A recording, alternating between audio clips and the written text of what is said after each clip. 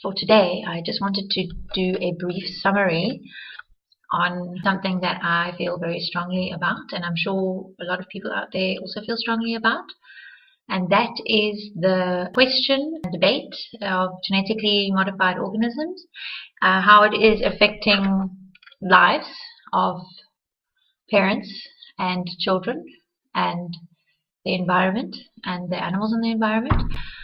The biggest company that makes genetically modified food, their name is Monsanto.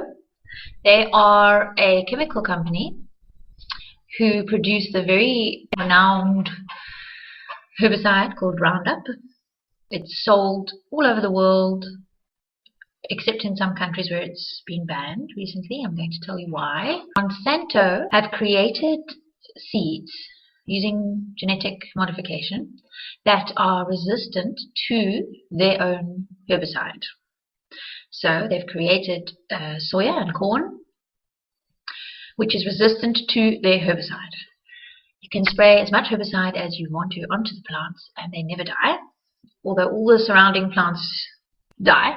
The problem with this, and why it is an issue in the world, I'm sure you've heard about it. I'm sure you've heard the debate about it, but the problem with this is that the main ingredient inside Joe kids. The main ingredient inside of Roundup is called glyphosate. Glyphosate has been recently found by the World Health Organization to be a probable carcinogen. That means it causes cancer. There have been lots of studies done on glyphosate around the world by lots of different scientists who have found plenty of reasons for people to want to avoid it. That ingredient that's in the Roundup is devastating to the environment. It damages the soil. It goes into the water systems. It hurts the bees. I'm sure you've heard about the bees and the bee crisis that's happening in the world because it is sprayed in copious amounts onto these plants. What happens is the weeds have become resistant. Hey dog! The weeds have become resistant to the Roundup. Super weeds have developed. So farmers are using high doses of Roundup, which is affecting the soil even more and affecting the water. There have been studies done on people who live near farms that have this genetically modified soya or corn, and they are finding birth defects and Alzheimer's and autism, and cancer, which they are relating to this Roundup. It has been banned in the Netherlands up to date. It has been banned in Brazil. Sri Lanka are in the process of trying to ban it, and a couple of other countries are also in the process of banning it. In South Africa, where I live, one of Monsanto's adverts were taken off the radio because of false claims that they were making, and they also were taken to court twice because of false advertising on the Roundup. They said it was biodegradable, and they said that it wasn't harmful to nature, and they had to take it off their product because they were taken to court for false advertising.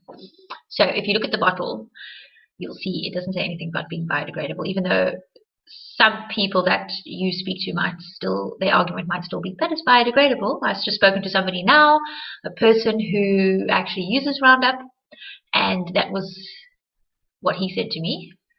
Of course, I went and researched it and found out that it was taken off. So the problem that we're facing is that what Monsanto have done, is they have released this genetically modified corn and soya, which is Roundup resistant, so that they can sell it hand in hand with their own chemical. The sales are skyrocketing. The product wasn't tested, it was just released, and approximately 95% of the corn in America is genetically modified. Probably about 85% in South Africa. I think it would probably be more now because I just saw a recent study on small farmers whose plants have cross-pollinated and they are now genetically modified. So probably more is genetically modified with this corn. this is a big problem because what else they have done is they've patented their seeds. So when the plants cross-pollinate into the neighboring farms, if they find that it has their gene inside inside the plants in one of those farms, they sue the farmers. The farmers, obviously, they don't have enough money to stand up to them, so they lose their farms. And there have been hundreds of farms that have been lost because of this. Another big problem. One company cannot own all of the seed. He who owns the seed owns the world. I know that sounds extreme, probably sounds like a sci-fi movie, but it's actually happening. And it's a big problem. Unfortunately, in our country, and probably a couple of others, the Agriculture Department and the Health Department, well, the Agriculture Department don't listen to the Health Department. We've had recently in the Transkei, we've had the SAPS Air Force, Air Services, spraying roundup onto cannabis fields. And that's been happening for a few years actually, but there was a big uproar recently. The health department actually found birth defects, cleft palate, a couple of other birth defects. You can look it up, which they are relating to the use of Roundup, because since they've been sprayed, they've increased so much. And the agriculture department, funny enough, don't listen to the health department at all.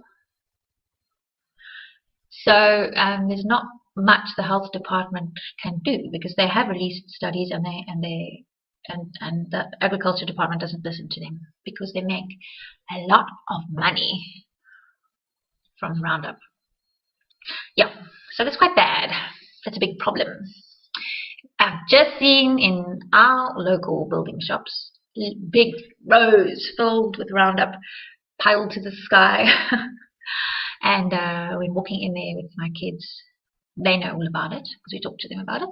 They were shocked and horrified at the sight of all of this Roundup being sold in local store to mommies and daddies who are spraying it in their gardens around their dogs and cats and children who aren't aware of the dangerous effects of it.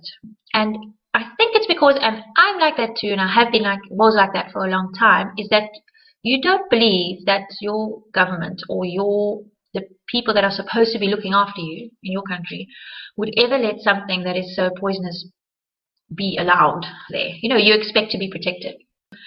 So never in my life did I think that such a thing would be so easily accessible. But unfortunately, we know that a lot of the motives of our government and people in power are not always geared at what is best for the people, you know, because of greed and because of corruption.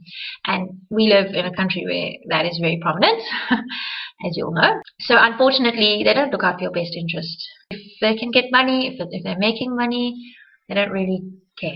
This is a huge problem for me and for you. But luckily, there are things that we can do about it.